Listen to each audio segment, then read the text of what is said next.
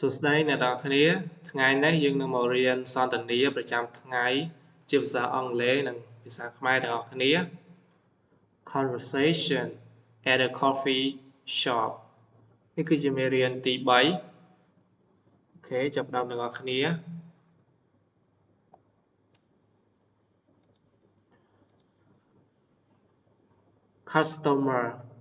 Customer គឺជាភ្ញៀវ Good morning. Can I see the menu, please?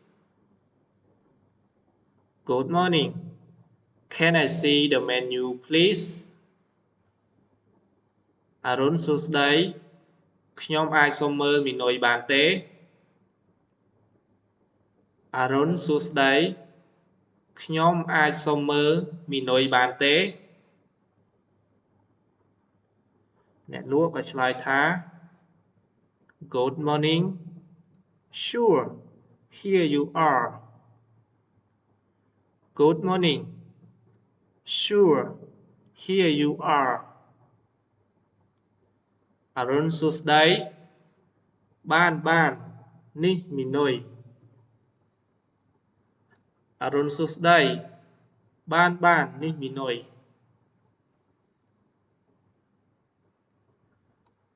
ភ្ញៀវក៏និយាយទៀតថា Thank you. What do you recommend? Thank you. What do you recommend? អរគុណតើអ្នកមានអ្វីណែនាំដែរទេអរគុណតើអ្នកមានអ្វីណែនាំដែរឬទេចឹង clear នេះគឺមានន័យថានៅពេលដែលអ្នកចូលទៅហាងកាហ្វេឬក៏ហាងផ្សេង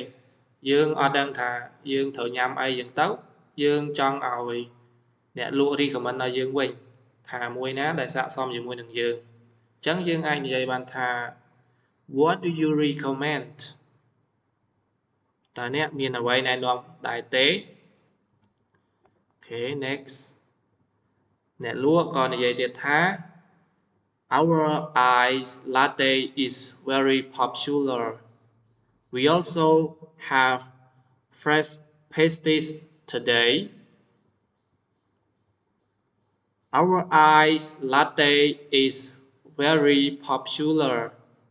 We also have fresh pastries today. កាហ្វេទឹកកក latte របស់យើងពេញនិយមណាស់ថ្ងៃនេះយើងក៏មាននំថ្មីផងដែរកាហ្វេទឹកកក latte របស់យើងពេញនិយមណាស់ថ្ងៃនេះយើងក៏មាននំថ្មីផងដែរអញ្ចឹង pastries គឺជានំអូខេនេះគឺជានំ pastries ដែលយើងភាគច្រើនឃើញនៅក្នុងហាងកាហ្វេអូខេបន្តទៀត customer ភ្ញៀវគាត់ក៏និយាយទៀត That sounds good. I'll have an ice latte and a chocolate croissant. That sounds good. I'll have an ice latte and a chocolate croissant. ស្ដាប់ទៅល្អណាស់ខ្ញុំយក latte ទឹកកកមួយនិងនំ croissant សូកូឡាមួយស្ដាប់ទៅល្អណាស់ខ្ញុំយក latte ទឹកកកមួយនិងនំ croissant សូកូឡាមួយ chocolate croissant គឺជានំអូខេខ្ញុំនឹងបង្ហាញរូបទាំងអស់គ្នានេះគឺជានំ chocolate croissant អ្នកលក់ក៏និយាយទៀត What size would you like? What size would you like? តើអ្នកចង់បានទំហំណាតើអ្នកចង់បានទំហំណាអញ្ចឹងនំនេះក៏វាមានប្រភេទទំហំដែរ vì miền tôi thông mà dạng tàu. Ok, next. Customer ភ្ញៀវក៏គាត់ឆ្លើយថា medium please medium please សូមទំហំមធ្យមសូមទំហំមធ្យមអញ្ចឹងមិនធំពេកមិនតូចពេក seller អ្នកលក់ក៏ឆ្លើយថា would you like it less sweet would you like it less sweet តើអ្នកចង់ឲ្យផ្អែមតិចទេតើអ្នកចង់ឲ្យផ្អែមតិចទេ Okay next ភ្ញៀវក៏ឆ្លើយថា Yes please not too sweet Yes please not too sweet បាទឬក៏ចាស់សូមផ្អែម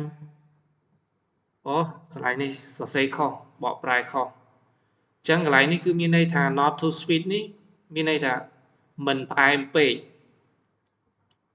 កន្លែងនេះភ្ញៀវគាត់ថាកុំផ្អែមពេក not too sweet អញ្ចឹងសូមទៅកន្លែងនេះផងយើងបកប្រែខុស next seller for here or to go